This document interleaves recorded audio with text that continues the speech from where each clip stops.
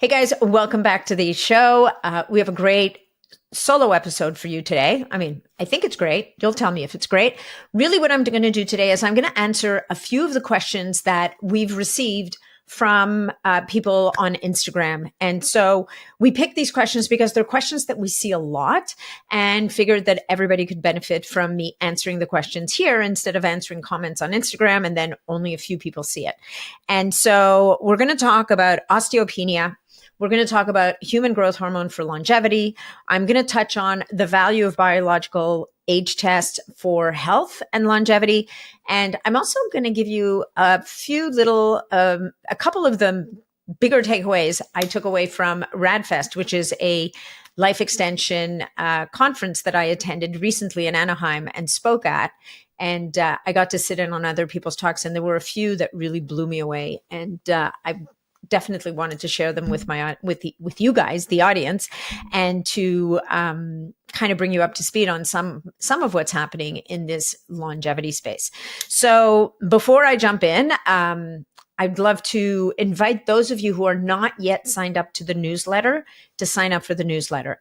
I know you get a lot of emails. I get it. But right now, if you sign up for my newsletter, you will get a 7-part series on how I coach people through establishing better routines and really laying the groundwork for better results from more advanced health and longevity strategies. Because here's the thing.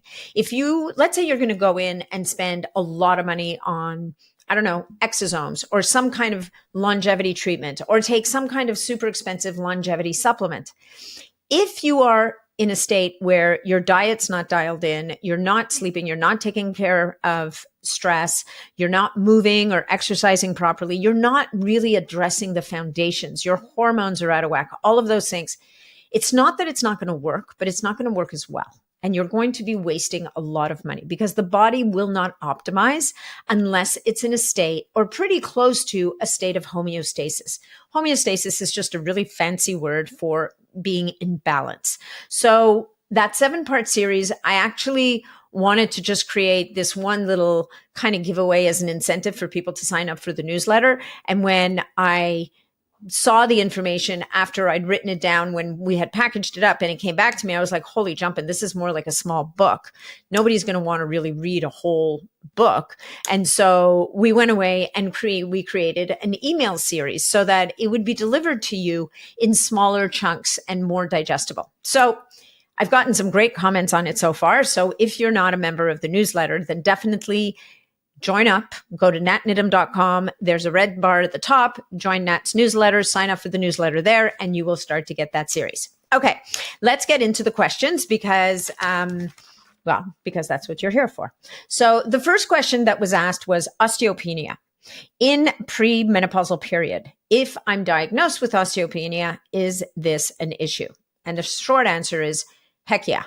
It's an issue. So even though a doctor might say to you, oh, it's normal to be losing bone density as you age, the fact of the matter is that there's lots we can do about it. We don't want it to start anytime soon. Why?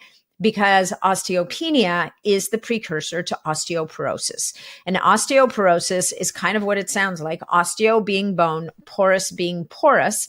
And basically we start to lose bone mineral density and strengthen our bones. Now, one of the things that a lot of people don't talk about or maybe are not that aware of is that not only do your bones need to be strong, but they also need to be flexible.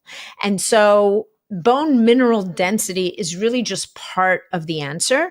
And in the next few weeks, you're going to be hearing a podcast episode between myself and Gary Rhodes. We're going to be talking about bone density beyond bone minerals. And I actually had a previous podcast not too long ago about this as well. Really, you want to dive, osteopenia or osteoporosis is something that you're concerned about or you've been told is happening in your own body, you want to educate yourself about this, because the fact is that a lot of the medications out there are designed to improve the mineral density, but what they end up doing is creating bone that is more brittle. And so it's actually, even though it's technically stronger in one way, it's actually more likely to break or shatter because you need a bone that is flexible. It's a little bit like a tree. right? If a tree was super stiff, it would break. Because trees can bend, right? Because they have sway, they can withstand a lot more wind and or forces, and therefore they're not as likely to break. So your bones are not that different. So I wanted to talk a little bit about who are the people that are most prone to osteopenia and then osteoporosis. So we know that people over the age of 50 typically are more predisposed to this. That doesn't mean it can't happen in younger people, but if it does, it's usually a result of some form of like malnutrition. So that can happen in people who have Crohn's or colitis. So these are diseases of the intestine that prevents us from absorbing nutrients properly. And so essentially these people are not able to absorb and chelate their minerals. And so therefore, even very young, they can develop osteoporosis. Not for most of the people, but definitely for people who have colitis, Crohn's, any of those types of disorders, you need to be aware of your bone density much earlier in the game than most other people. So if you're over 50, if you're a woman, if you're postmenopausal, you are more likely to have this as a concern. So you need to look out for this. And I don't want to say you're more likely to have it or to develop it, but definitely we're at much higher risk because we lose our hormones as we go through menopause. And one of the big selling features, if you will, or one of the big reasons why bioidentical hormone therapy is such a great idea for so many people. Of course, you need to talk to your doctor about this, but why is it such a good idea? It's because one of the things that we get to protect is our bones. And bones, as we know, are very, very, very important. Other people who are at higher risk of developing this condition, and you can stack risk on top of the risk. So if you're a postmenopausal woman, you're over the age of 50, you're not replacing your hormones, and you're a smoker, or you have been a smoker, that puts you at even higher risk. And if you drink a lot of alcohol, that puts you in an even higher risk. So if we stack all those things together, you have the highest risk. If you only have a few of these risk factors, you have maybe a lesser risk, but regardless, all of those things are going to contribute to your risk of developing osteopenia, which will eventually, if left untreated and unaddressed, which we're going to get to solutions in a bit, this will lead to, down the road, osteoporosis, which number one, can be painful, and number two, will lead to a much increased risk of fractures, which, as many of us know, we've all heard of the elderly person who fell down, broke their hip, and passed away in short order because that was kind of like the final straw.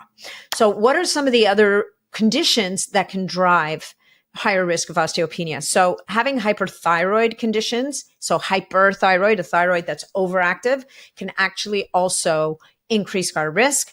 Type 2 diabetes will also increase that risk. Part of it is it comes also with obesity or excess weight. All of these things can all drive inflammation. Chronic inflammation, as we know, is at the source of so many of the things that we're dealing with. Chronic kidney disease because kidneys are so instrumental in managing minerals in the body. And so people with CKD have a much higher risk of frailty and osteopenia.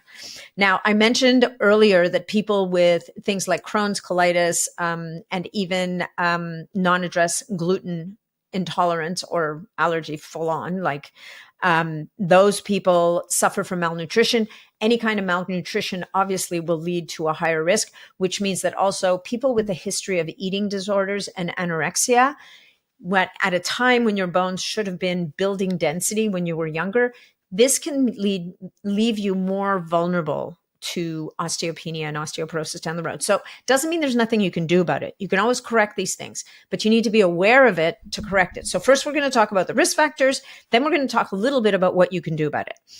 Vitamin D deficiency, huge. Vitamin D is super important for your bones. So keeping up your vitamin D3 levels, and in addition to that, vitamin K2 levels, think of D3 as very important for calcium metabolism. Vitamin K2 is the mineral that actually gets, or it's actually, is it a mineral? No, it's a vitamin, sorry. Is the vitamin that acts as a shuttle bus. And it's the shuttle bus that gets all those minerals into the bone matrix where they belong, particularly calcium. So we want to be getting enough calcium in our diet. Most people don't love calcium supplementation. And the reason for that is because calcium has a tendency to end up in the wrong places when we take too much of it and when we're not processing it properly. So I'm not going to say not to take calcium, But I'm going to say that if you're going to take a bone supplement, you want to take something that not only has calcium in it, but it also has vitamin D3. It also has vitamin K2. It also has a bunch of magnesium. It should also have boron and silica, all of these other components that are and collagen, all of the other pieces of strong, flexible bones. But vitamin D3 status is very, very important. Here's another driver of bone loss, and that is excessive cortisol. Now, cortisol, many of you may know, is your stress hormone. So people that are chronically overstressed, one of the things that we forget about cortisol is that it is catabolic. So anabolic would mean that that's something that builds. Catabolic is something that breaks down. And when there's too much cortisol in the body all the time or chronically, there's a much greater chance of breaking down those tissues that we want and we need. And bones is one of the tissues that cortisol is going to go after. So meditate, breath work, release toxic relationships or toxic jobs, whatever the case may be. Take charge of your life and make it so that those cortisol levels are appropriate. Doesn't mean that a spike of cortisol when it's called for, like in a crisis, isn't good. It actually is helpful, right? It could keep you alive. But having chronically high stress levels, chronically high levels of cortisol, and in the most extreme case, something like Cushing syndrome, which is a dysfunction of the adrenal glands, which causes the adrenals to produce cortisol all the time. All of these things, and certainly Cushing's to a greater degree, all of these things could potentially lead to a much higher risk of developing osteopenia and eventually osteoporosis. Things like certain autoimmune diseases like rheumatoid arthritis can obviously is going to compromise bone because it goes after collagen and cartilage, and then collagen disorders as well. So if you have a collagen disorder, a genetic collagen disorder, then you most likely have a higher risk of having bones that will be easier to break. So you're going to have to take steps to rectify that. So there's also medications that put us at greater risk. And for the most part, these are medications that cause us to lose minerals. And we need minerals. And if we're draining minerals from our bodies before our bodies can use them, then it becomes a problem. So things like diuretics are often used to manage blood pressure, seeing a holistic, like a functional medicine practitioner to help them to get to the reason why your blood pressure is so high. Maybe using something other than a diuretic to control your blood pressure might be really beneficial. Corticosteroids. So we hear about people who have like a joint issue and they'll get a cortisone shot to manage the pain. And the good news about cortisone, those corticosteroid shots, and even oral corticosteroids, is they will help to manage the pain in the short term. The problem is that down the road, what we're doing is we're compromising the body's ability to repair that injury in the first place. And so it ends up breaking down the joint over time. It compromises bone integrity.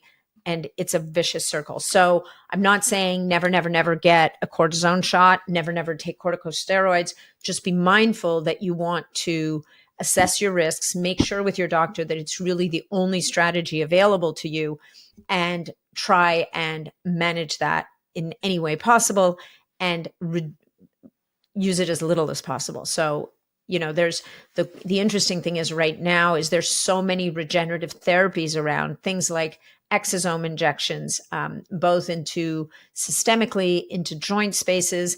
I've even just interviewed a guy, though that episode will come back out probably in November.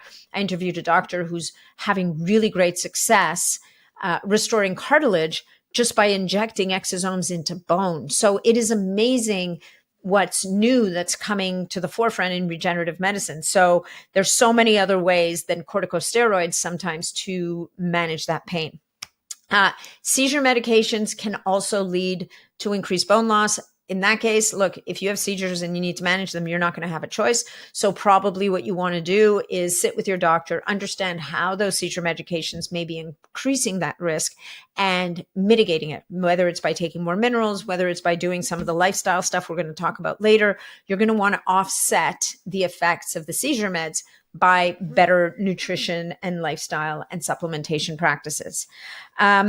Another thing that falls into that category, obviously, anticoagulants. If you need anticoagulants for whatever way, so anticoagulants are things that thin the blood or reduce the chances of clotting. If you need that, then that's a life-threatening thing. You're going to have to keep taking it, but you're also going to want to really lean into the strategies that can help us to mitigate for that bone loss.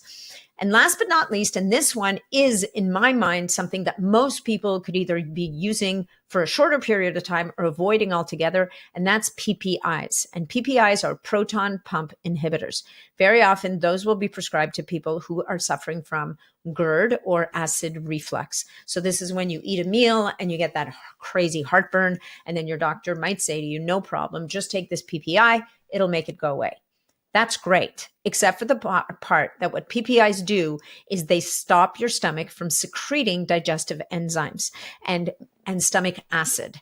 And why is that a problem? Because you need that stomach acid to chelate the minerals so that they're usable by the body. You've probably heard me say before that your body cannot assimilate. It can't use things that you don't absorb. And you can't absorb things if they're not digested and broken down properly. And we need that stomach acid to properly be able to chelate those minerals so that they can be absorbed, so that they can be used by your bones and the rest of your body properly.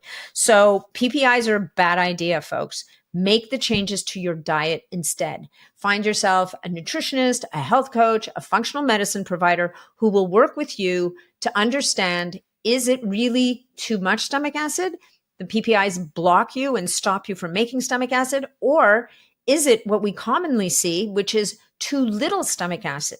So when we don't make enough stomach acid, the food just sits and ferments because it doesn't break down properly. And that's when we get that heartburn. So you've got to ask the question, are we treating the right problem? And then be willing to make the changes to your diet and your lifestyle to get rid of the problem rather than popping a pill, which, although it's going to deal with the symptom, is going to leave you with a lot more problems down the road. Breakable bones being one of them, a higher chance of cardiovascular disease and heart attack would be another.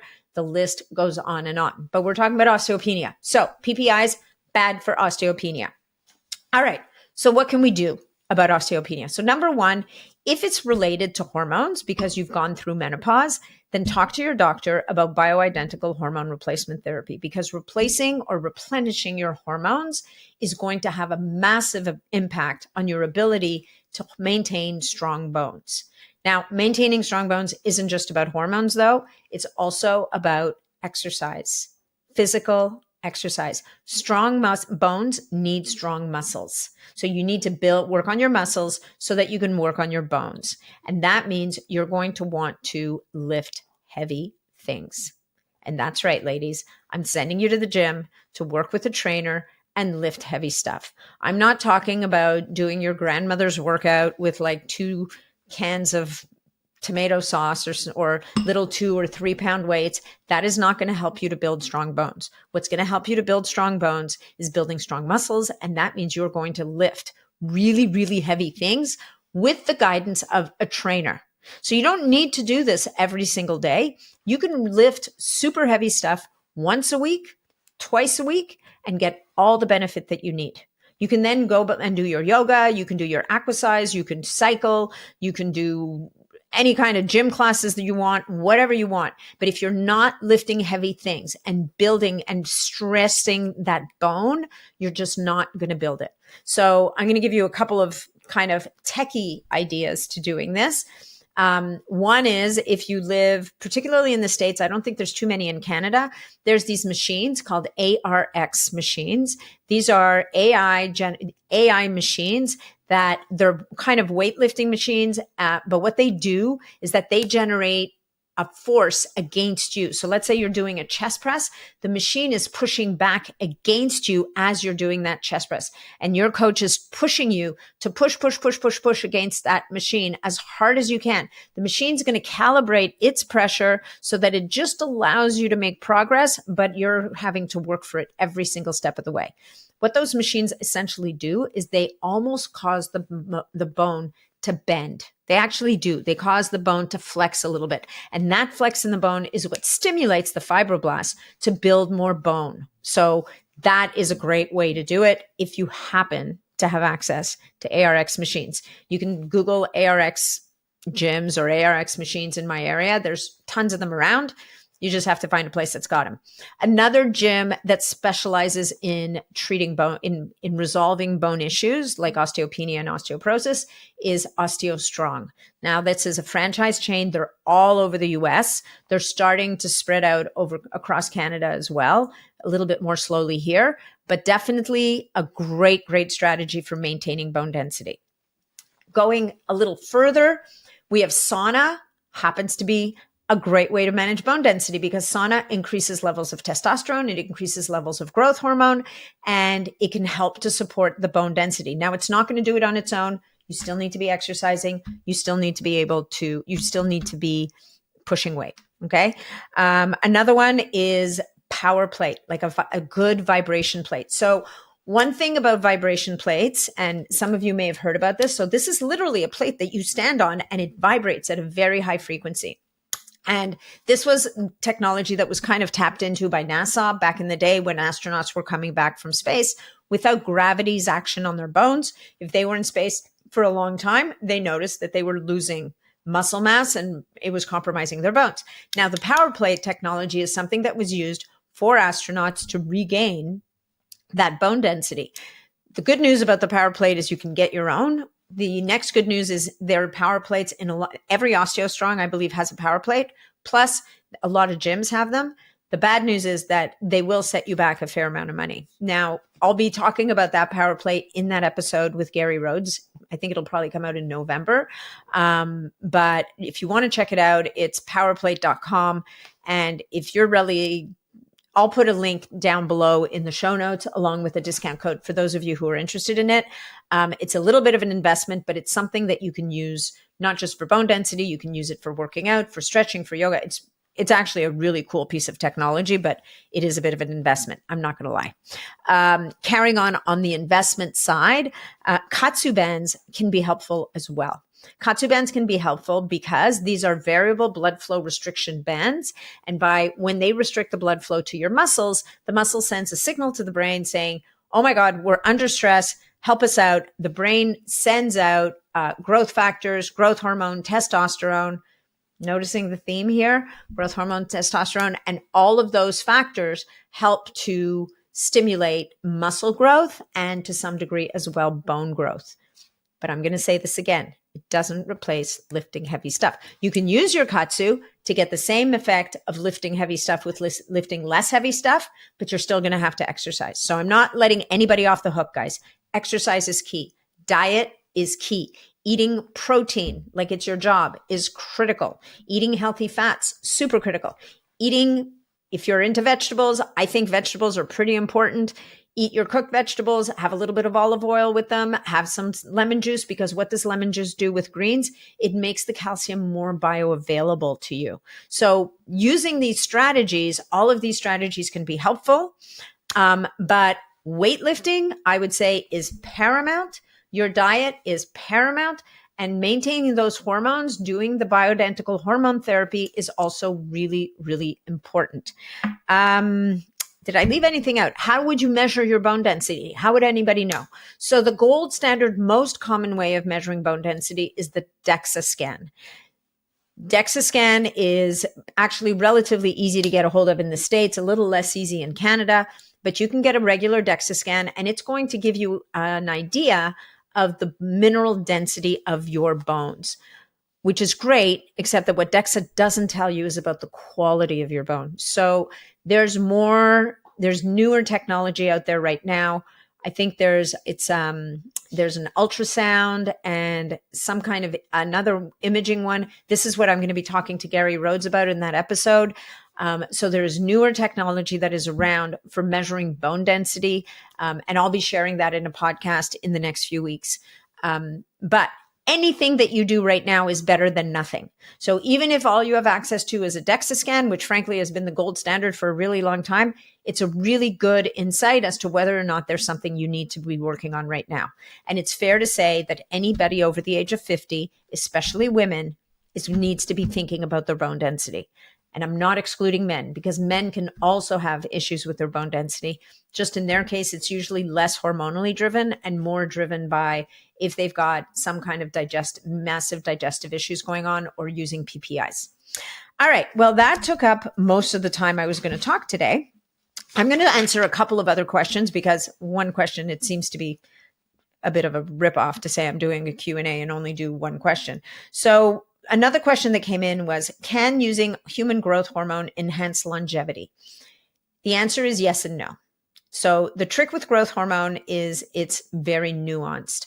If you're going to use growth hormone for longevity, and there are a lot of people that do, a lot of physicians will use growth hormone as a longevity tool for their patients, which, by the way, growth hormone will help with bone density. But here's the big but, and it's a big but. You need to be working with a doctor. Why? Because just as growth hormone can be a very powerful longevity tool, it can also turn around and bite you. Too much growth hormone is actually pro-aging. It's going to drive aging. So growth hormone is one of those things that you want to use with finesse, in balance, only the right amount at the right time. So yes and no, growth hormone can be used for longevity. The last one I'm going to answer is, how impactful can it be on health to perform a biological age test? So this is a really good question. And once again, I don't have it's not, here's what I'm going to say. Getting a biological age test is not as powerful as getting your blood work done. Like, if you only had a certain amount of money and you could only afford blood labs or biological age test, I would tell you to go get your labs done, because your labs are going to give you a lot more information about your health than a biological age test. The biological age tests are getting there. I will say that tests like True Diagnostic are starting to get really deep into more details on your blood work. There's another test that I released a podcast on, I think it was in the last month, called the Aristotle test. Gives you beautiful information, really detailed about all these different aspects. I think there's 12 or 14 different areas they dive into. The feedback from that can be really important for your longevity. There's tests that test your risk of cancer. Would it be good to know that you've got cancer brewing before it develops into a tumor or before it's detectable by your doctor? Yeah, heck yeah, because we know that the earlier we catch cancer, the more solvable a problem it is, right? So, but that's not a biological age test. The biological age test that this person is asking about, I think it depends. If you're going to take the results of that biological age test and then lean into all of the strategies you can to reverse that biological age. So knowing that your biological age, let's say, is 8 years older than your chronological age.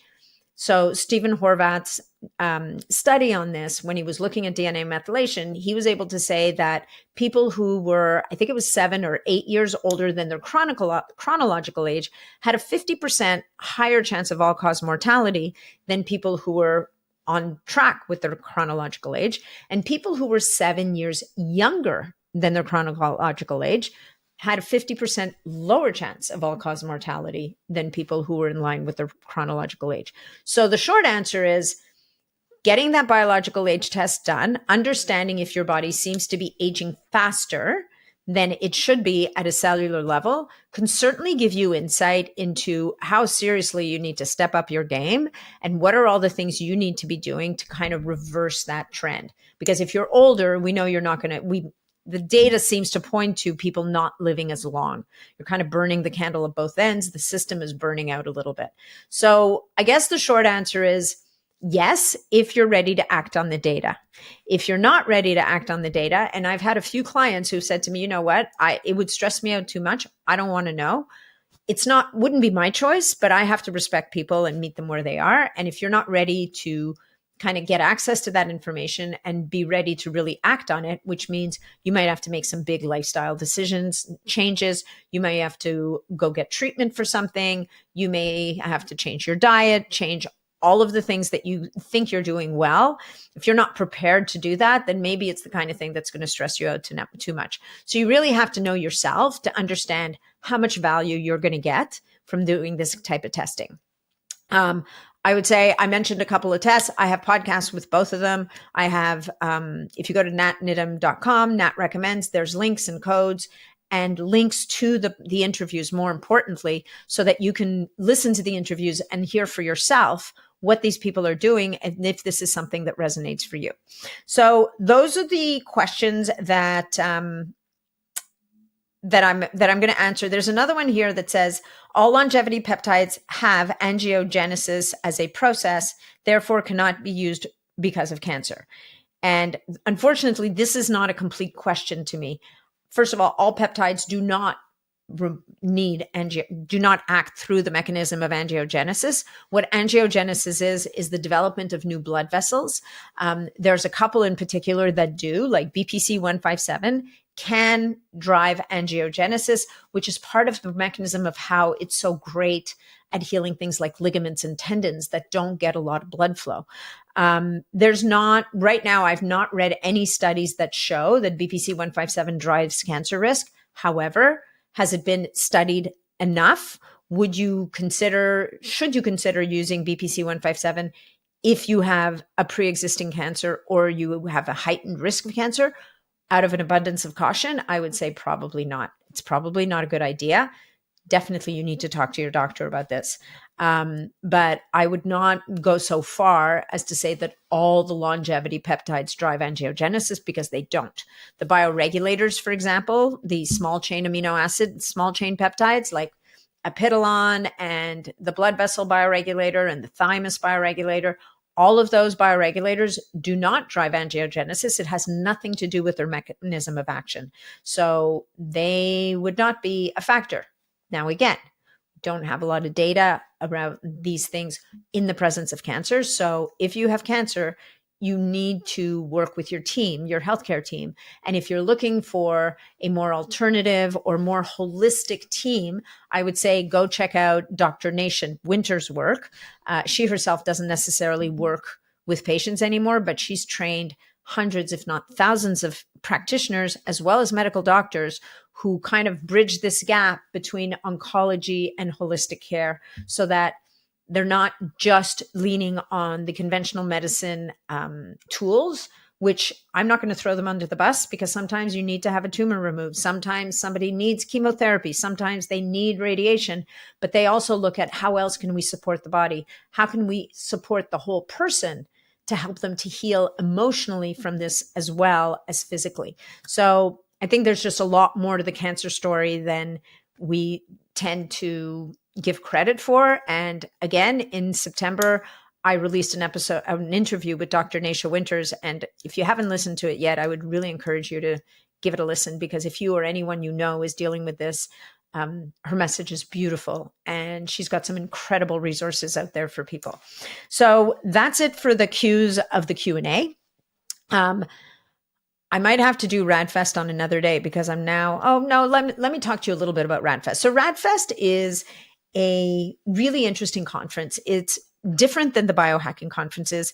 It's much more rooted in scientific discovery, right? So you get a lot of researchers and scientists presenting their work at this conference. And so I would say that it's it's more of a highbrow conference. Now, the reason I was speaking, we all know I'm not a doctor, I'm not a researcher, I'm not a scientist. I'm what we would call a citizen scientist at best.